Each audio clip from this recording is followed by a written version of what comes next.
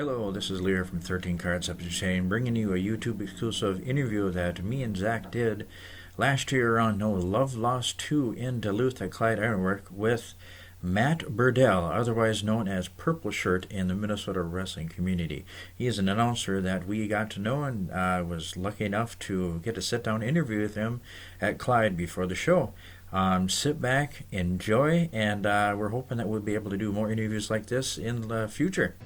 What's up, PWL? This is Zach, and We got Lee right here. we are back for another episode of 13 Cards Subject to Change. Another big event here at Clyde Iron at the new event center. We're here with local ring announcer Matt Berdahl. Matt, how you doing? Doing great. It's awesome to be here. Love Clyde's, and good reason to hang out with good people. It's a good thing. Oh, yes. It's always a good thing, especially when it's comp. What? Anyway, so Matt here is you're known kind of through multiple companies here in Minnesota. You do multiple places. I started ring announcing back in 2014, 2015. Okay.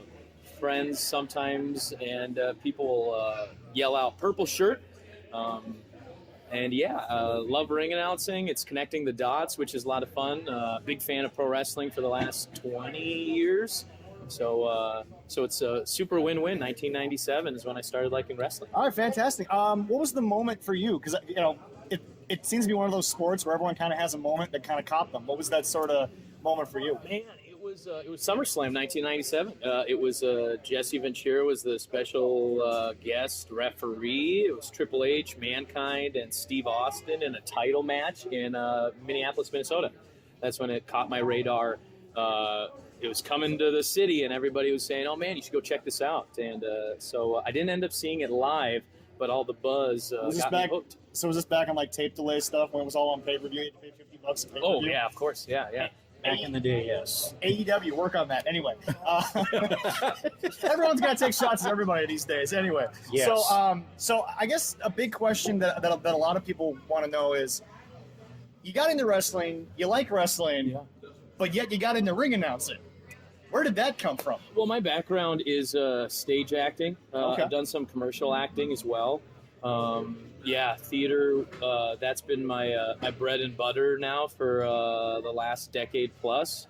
And I went on a 3-month road trip around the country with my girlfriend at the time, wife now, and we were having just lots of really good long conversations as a 3-month road trip allows.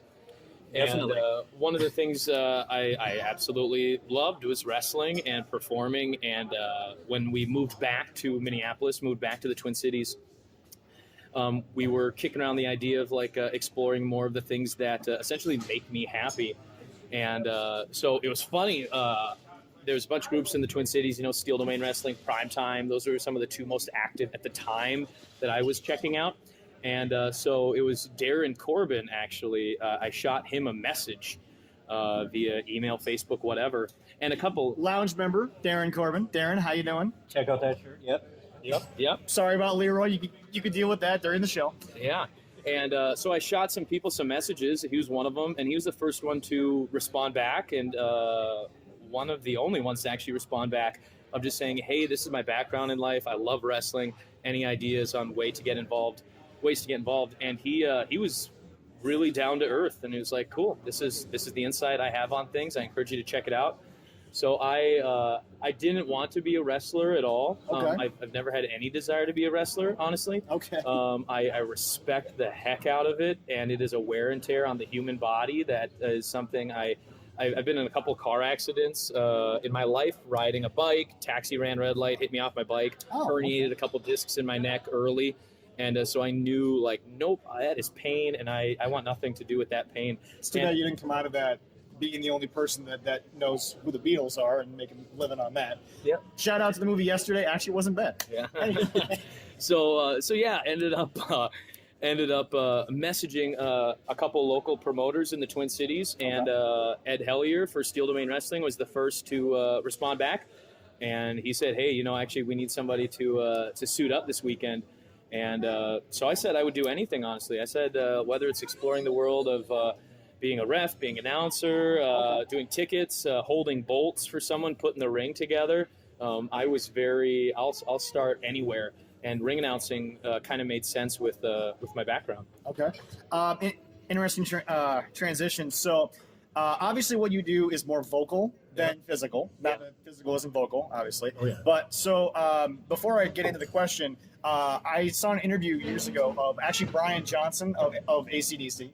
He was asked what his routine is because when things are vocal, guys tend to have different routines based on how many years they've been doing it, this, that, yada, yada. And he said that from day one in AC/DC, his whole routine was literally just him going, ew! And that was the end of the routine. He got ready for a 3-hour show on just that noise. Yeah. So do you have a routine to get yourself ready? Because, I mean, it is something where you kind of have to be on point and ready to go. Yeah, for myself, I think it ties into my theater background. A big element of my life was musical theater specifically. Okay. So vocal warm-ups or something I just had to do prepping for shows. I don't have a specific regiment that I go through because most of the time too with these shows, it ends up being it'll be in the evening. So you have the whole entire day to essentially physically get warmed up. So I don't, or have a beverage. I was gonna say if people that want to interview want to buy a drink, that's an interview. There you go. So no, I don't have a specific regiment in mind. Love jamming out to songs that test my range. Really? Okay. Whether it's the Beach Boys or Ben Folds or the Beatles or whatever it might be.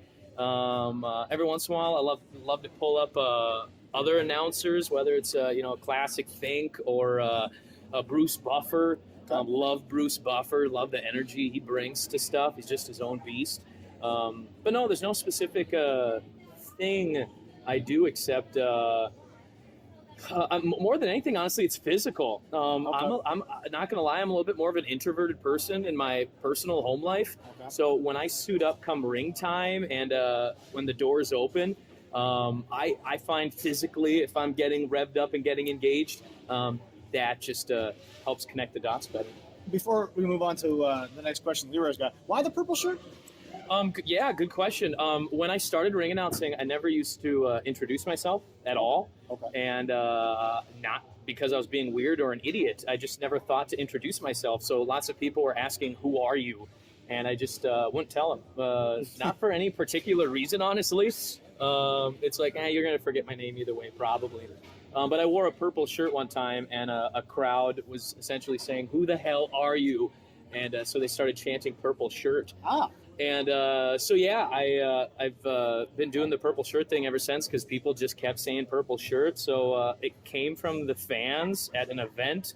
And so now I have a couple purple shirts at home. All right. And I prep for the day someone rips it off me and burns it or something. So there I you have go. an extra one. As Chris Jericho once said, if you can do something and it ends up on a T-shirt or a sign or in the crowd's chanting, you've done something right. Oh my gosh, you mentioned T-shirts.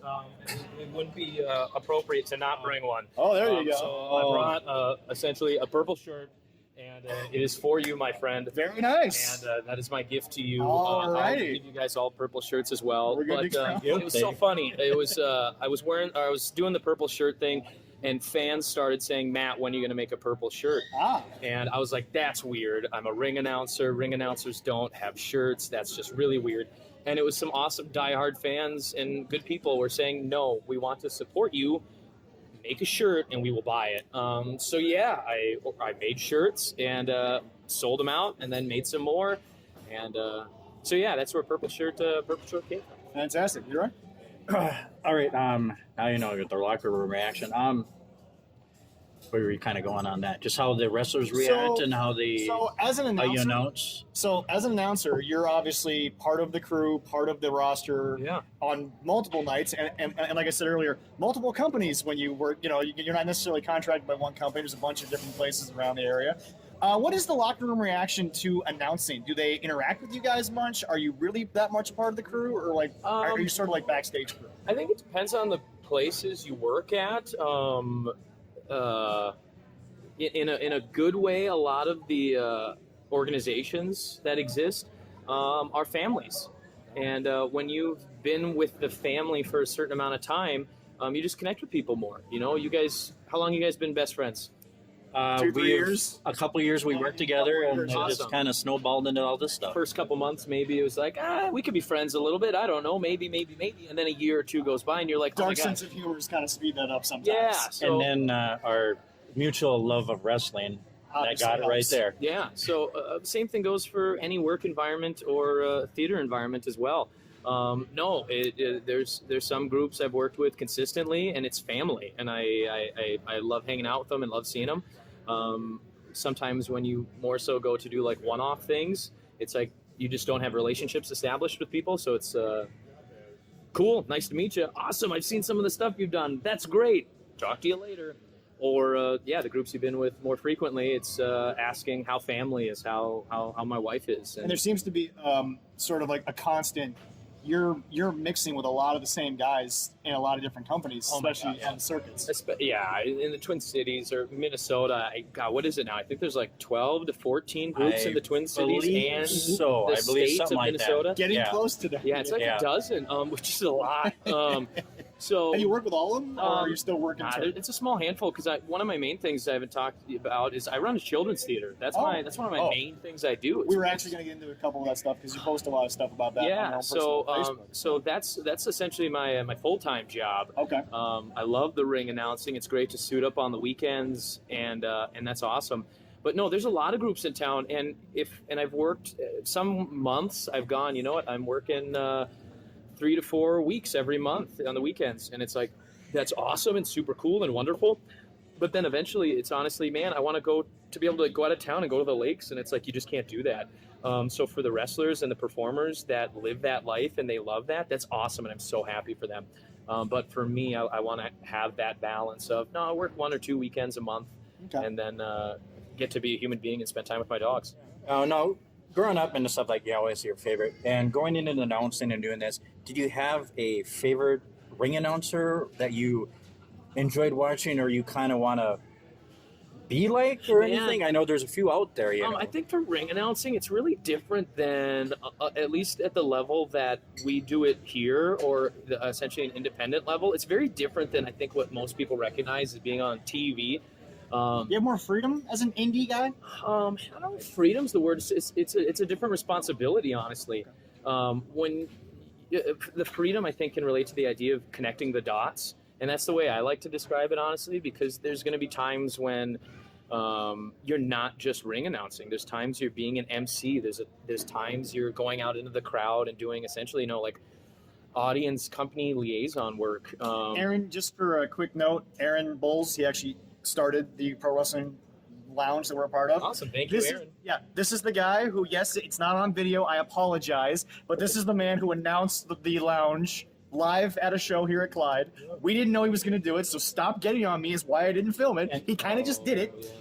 Maybe we could get it live today. We'll try. We're going to work on that. We'll try. Yeah, if there's a moment, I'll throw it out there for sure. There you go. All right. And I think that's a good way to describe it, honestly, the idea of the freedom. It's more so if there's a moment. There can be times when the match just got done, and maybe there's business between matches, and it's like, Matt, I need you to go out there and fill a couple minutes, 2, 3 minutes, 4 minutes of space. So it's not just walk out there, announce the match, and then leave. It's like, cool, I have to fill this gap because maybe there's a moment of a wrestler prepping something or some business essentially that needs to happen. So yeah. All right. So do you have a favorite wrestler to work with? Because like you said, you kind of go around. I'm sorry though. Back to the original question, though. I guess I just didn't even answer it. A favorite announcer that comes to mind, or maybe someone that I followed in some way, shape, or form, because the world is so different than just announcing the matches and then get out of the ring, get into the ring, get out of the ring, get into the ring. It is a different beast in my mind. But I love Bruce Buffer, honestly, just because he's so different. He brings a fire to what's happening. And I think at this level, you need to. I love Justin Roberts. I love Fink. I love all those guys. And everybody had their own flavor, especially in the world they lived in at the time. But for me personally, and I don't even consistently or religiously watch MMA, but Bruce Buffer or Michael Buffer referencing, Bruce Buffer is more my Bruce Buffer's more my guy, honestly. Fantastic. Okay, cool. Sorry. Cool. No, That's all right. no, hey, subject to change. We'll get to him. We'll get to him if we get to him.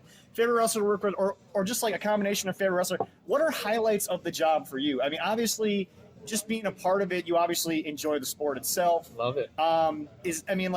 What are highlights that people might not know you get to do other than just really being at shows and getting to watch a craft, basically? In regards to theater, I love improv. I respect the heck out of improv. What's more improv than professional wrestling? Agreed. Depending on where it is and what you're doing.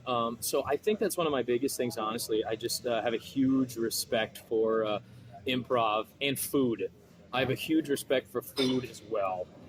And speaking of food, we coming to the table. we have coming here. Like I said, we're at Clyde Iron. We have the Killer Bee Burger, which happens to be quite this large, entertaining thing.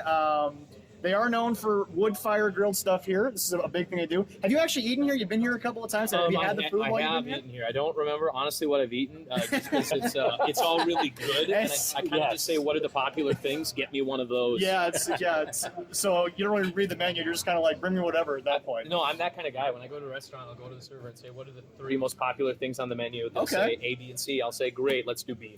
Clyde Iron, they are out west here in Duluth. They're by the Heritage Center, so come on out and take a look at them. We'll definitely let you dive into that in a second here. Yeah. But so sorry I love the improv nature. I think that's the most highlighting thing that I love about theater, and it goes to wrestling as well. And some of the guys, specifically wrestlers, I enjoy. Man, we mentioned Darren Corbin earlier. Love Darren Corbin just because I feel like he has an awesome. All the wrestlers, every wrestler, any performer, doesn't matter if it's theater, wrestling, whatever. You got to have a well balanced toolbox, and he's got a great toolbox of like he can do the kid stuff, he can do the fun stuff, he can do the comedy adult stuff, he can do the aggressive. I'm bringing a fight tonight kind of a feel. So he's one of my favorites, honestly, and he didn't pay me to say that or anything like that. Mitch Paradise, beast, love Mitch Paradise. He has that larger-than-life quality, which I think for all of us... that's sort of the throwback to the golden era. Totally. He's sort of a giant in a sport that's almost getting smaller. Yeah. He's sort of one of those giants that can also still bring that sort of persona around. Yeah, but then you have guys like Airwolf too, who are the other side of that spectrum that are all over the place. And so yeah, I guess if I had to think of 3 wrestlers right out of the gate that stood out to me, Darren Corbin, Mitch Paradise, and Airwolf, just off the top of my head. All right. Let's see here. There's so many things to get to. I know. Let's say, how about the biggest event or atmosphere you've been announced? Man, Fortune Bania, love it. Fortune Bania is a blast. So cool. Every event can have a different energy to it. One of my favorite venues for the longest time was actually in Richfield, Minnesota. It was Steel Domain when they were performing and using that venue. Yeah. The American Legion, I believe. I absolutely loved it. It was small. It was intimate, high ceiling. You could do throwback flavor to good old AWA days, or it could have a really contemporary feel. Loved that space. And, depending on how many people you have in an event, the Fortune Bania is awesome. You have guys like Sting coming in. You had Eric Bischoff, David Arquette. You had NWO, having some awesome moments in the ring. And as a fan as well, that's just super exciting. So you can have a small venue or a big venue. Either one, win-win. Did the second one, after you've done multiple of what is considered a big show, did the second one, in your opinion, live up to the hype of the first one? Can you not compare the two because it was a first-time thing? How do you compare something that has multiple, generations would be a word I would use for it? I feel like everyone has a different flavor, honestly. So the idea of comparing them, I think they're just different beasts. And I feel like that's my mental phrase of the day right now. Well, I think this number 2, we were there. The biggest atmosphere they changed from last year to this year, and we weren't at the first one, but it was the weather with the rain. I liked the rain, honestly. I feel like a wedding. Another thing I do that surprises people usually is I officiate weddings. I usually do like 10 each year, and I love a wedding that has a little bit of rain. Because honestly, everybody huddles up a little bit, and it just kind of it binds everybody together. So especially with a wrestling venue, depending on the rain, that was a covered ring, which is awesome, and covered around the apron as well. So I thought that was great. But yeah. All right, so we got a couple of things left. A little bit of time there. I know you got to get over there. Yeah. New Entertainment Center, they're doing that. This is a question that somebody really wanted to know. A couple people asked. What is a negative you saw to the job that maybe you didn't see coming? If there is one, I mean, like, what's a huge negative other than maybe the fact, like you said, you're trying to have a regular life occasionally? Yeah, a negative. I think pro wrestling's a thing of passion, honestly, especially at this level. No one's getting rich. It's just the way that it is. Okay. Yeah. And even when you go beyond that and beyond that and beyond that, similar to theater gigs and even commercial gigs, you'll have some gigs sometimes that pay like $800 for the hour, or you'll have some things that you're not getting paid and you're losing money because you're driving somewhere. I think wrestling is very comparable to theater sometimes in a way that maybe some people don't realize. But in regards, I think it's the idea of people. I think if anything, just like a job, I don't believe people quit jobs. I think people quit people. Okay. So I think not in a good way or bad way, but you can have a job, you can work with someone, and potentially, you know what, you're a good person, I'm a good person. We just don't work well together. I don't personally have a strong experience like that exists, but that's what I see. Mm-hmm. So I think there's a lot of good people in the world of wrestling, and you can just sometimes, great, you're a good person, I'm a good person, we just don't mesh. Fantastic. All right, so before we get to the last part, which is a simple kind of quick fire thing. Okay. It literally, there's not a question mark on the paper. It is literally just 2 words. Everyone for the lounge, you'll know what I'm going to say. We have to ask, and it's a question and a statement. Okay. Ken Anderson. Yep. You work with this man a fair amount. He's got a wrestling school in Minnesota.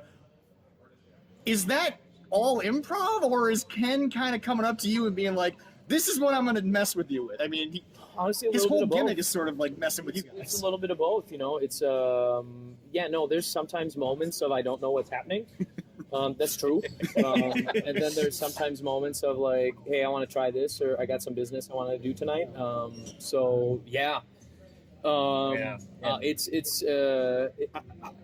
When I was driving up here today, I was excited. Yeah. I was excited for the show. Okay. And Ken Anderson, Mr. Anderson, he is an element of that. Yeah. And when you have a show that Ken Anderson is a part of, you are excited for that show.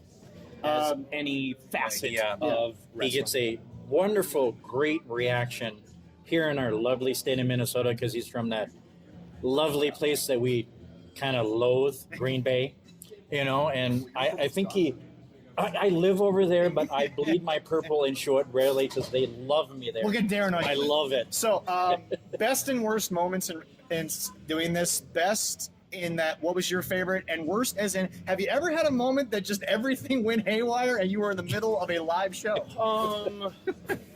Funny little moments that come to mind is thinking of my very first time ring announcing ever. It was a little bit of a hot start, and I went into the ring ready to announce, and Danny Duggan and Arya Daivari just went right at it, and so I immediately just left the ring. So my very first match ever to ring announce didn't actually happen. All right. Because of that. All right. Well, With that, we're diving a little bit of that. we're gonna do a quick thing. If you'd like a bite, you go right ahead. Yeah, We're gonna do a quick fries. thing. He's gonna go for the fries. Once again, guys, Clyde Iron, thank you so much for having us. Matt, thank you. We know you gotta get over there. I'm excited. It's We're going to be looking good. forward to it. Heavy Halloween too, and we'll get you guys updates on it later. So thank you so much, Leroy. You're the fat guy. So I'm the fat guy. so I switch eat that sandwich down. and I eat some beer. Switch that down. Have a I'll bite. tell you, this would be great. And if you make it to Duluth, or if you're in the area, come down. The beer is wonderful.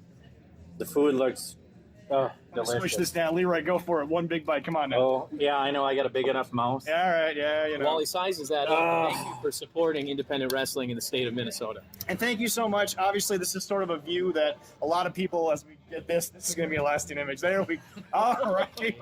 That worked out. But thank you so much for a different perspective, and we look forward to talking to you down the line. Have a nice day. Thank you.